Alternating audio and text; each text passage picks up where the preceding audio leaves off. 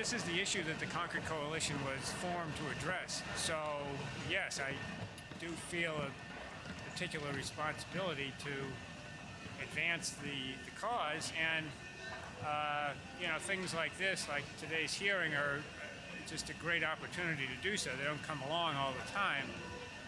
Some people say, well, this is all gloom and doom. You're talking about all these terrible numbers and statistics, and it's really, if this were gloom and doom, we wouldn't be doing it.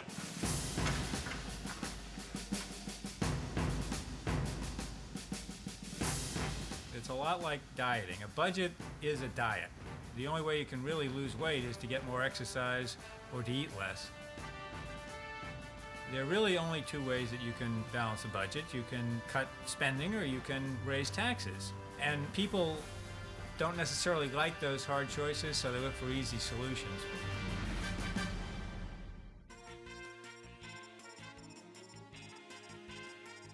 I especially want to welcome the really outstanding witnesses we have here today. Robert Bixby, the Executive Director of the Concord Coalition that does such good work on trying to alert the nation as to the risks of our fiscal imbalances. Dr. Joe Minarek. The Budget Committee, sort of think of it as mom and dad sitting around the kitchen table at the beginning of the year figuring out what we can afford. And everybody comes up to them with their ideas about the new things that the family needs, and they have to sort of look at how much income they're going to have and how much they can afford to spend. Well, the family hasn't been doing too well. We've been running deficits of $200 to $300 billion, which is quite a bit of money. We're involved, all of us here at this table, in the fiscal wake-up tour. Dave Walker is involved in that as well. And we've been going around the country holding town hall meetings and talking to the local media. And we are finding the public seems to be willing to hear the tough choices. What they want to make sure is that you're serious about them. I think everybody realizes that that sort of a family budget is unsustainable over the long term, and the family's going to be in a lot of trouble.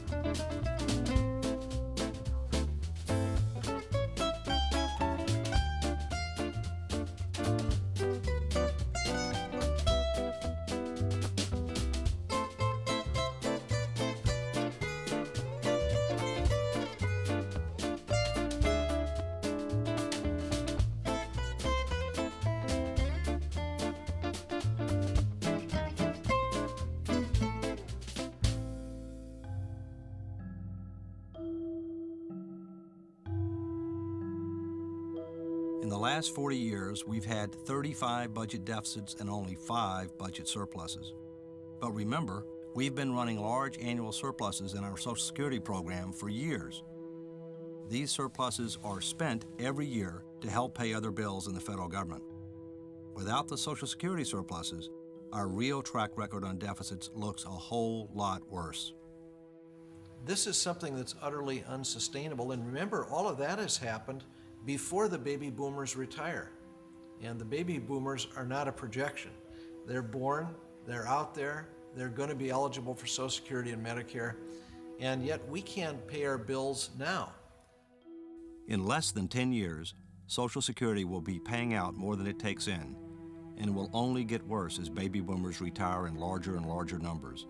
By 2017, Social Security will not be helping to reduce our overall deficit, it will be adding to it.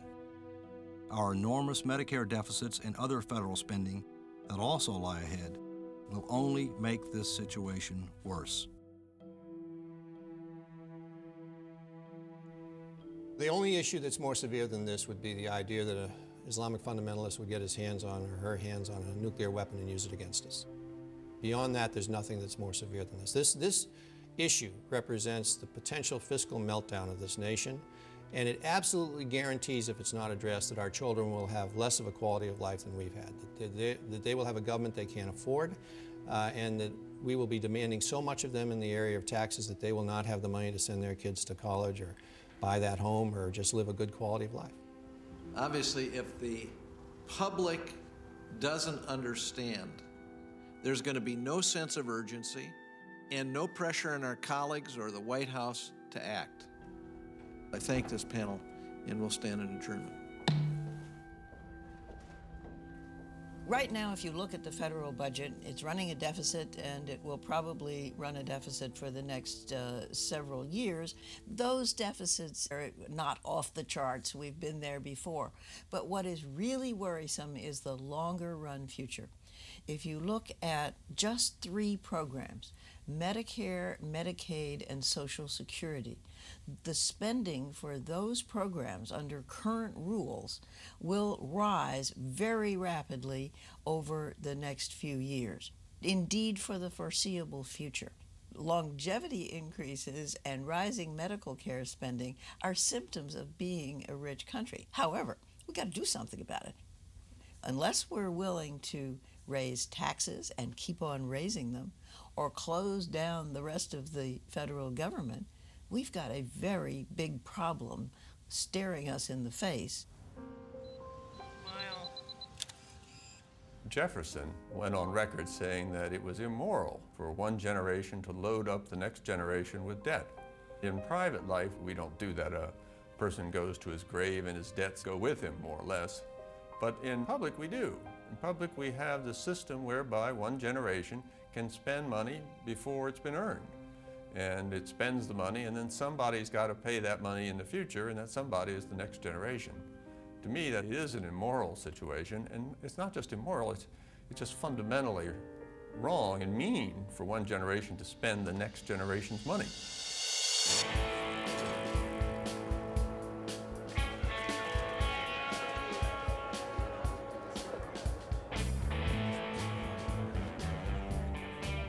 America! You won't have any of these if you don't start learning about the debt. You're a prisoner to the national debt. I know, I am scaring people. That's the point, man. That's a scary issue. You don't want to scare them away from us then. You want to scare them. Okay.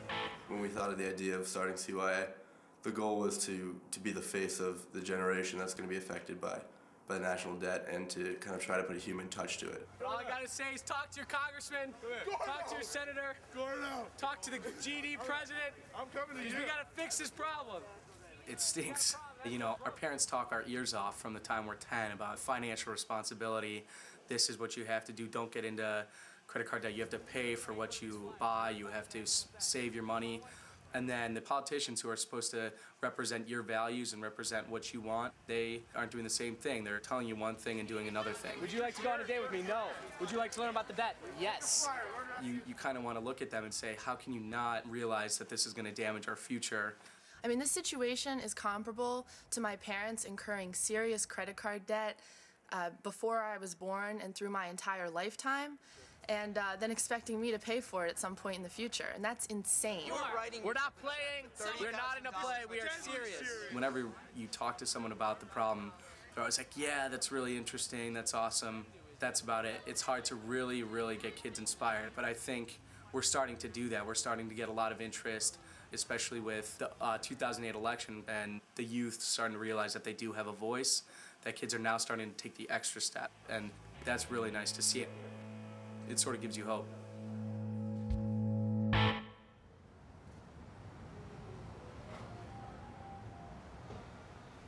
You know, there's this perception that, oh, the public doesn't care about these are just numbers, you know, it's boring stuff. When we go out and do our town hall meetings, people love it. What they're frustrated with is that they can't get straight answers from politicians, or they're told things that just don't make sense, like, oh, we can cut taxes and add a prescription drug benefit to Medicare, and you know, instinctively people think, I don't think that really adds up, you know, but I mean, this guy is telling me that I can have it all, so okay, all right, I'll vote. I'll vote for him.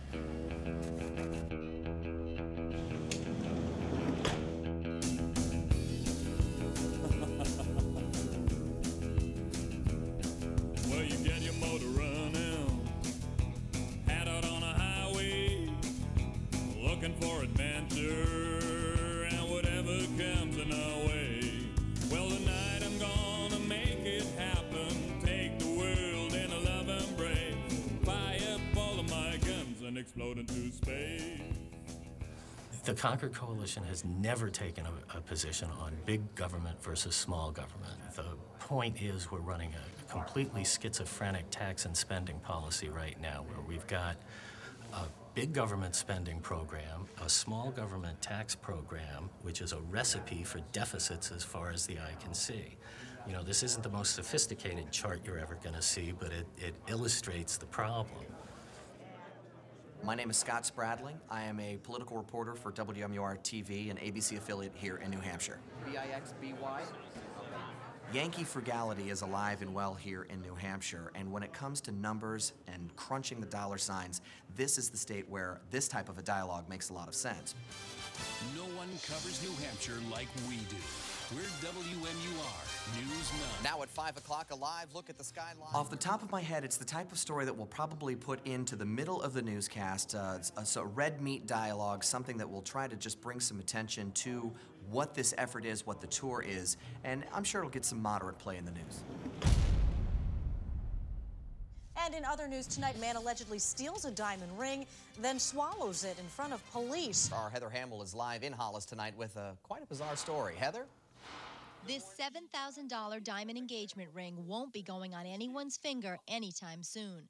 Police say thanks to Kenny Narron. Our federal financial problem is worse today than it was in 1992. But back then, the media, business leaders, along with Ross Perot and Paul Tsongas, made fiscal responsibility a key issue during the presidential campaign. The country woke up, recognized the challenge, and demanded change.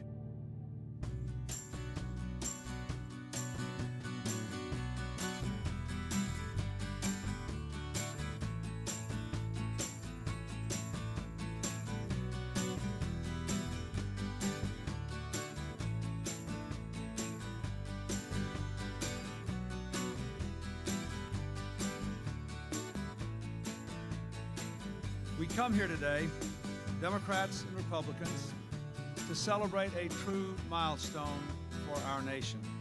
In a few moments, I will sign into law the first balanced budget in a generation.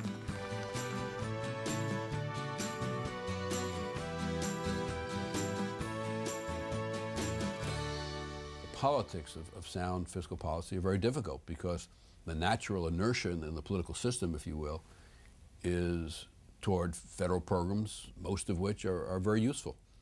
And therefore the inertia is towards spending on the one hand and tax cuts on the other hand. But if you're going to have sound fiscal conditions, you have got to both constrain your spending and you also have to provide for adequate revenues. And what ultimately is involved are very difficult trade-off decisions involving federal programs and what the American people want their government to do, and then providing the means to pay for it. I left Treasury in July of 1999. In 1998, the federal government of the United States had a fiscal surplus for the first time in, roughly speaking, 30 years.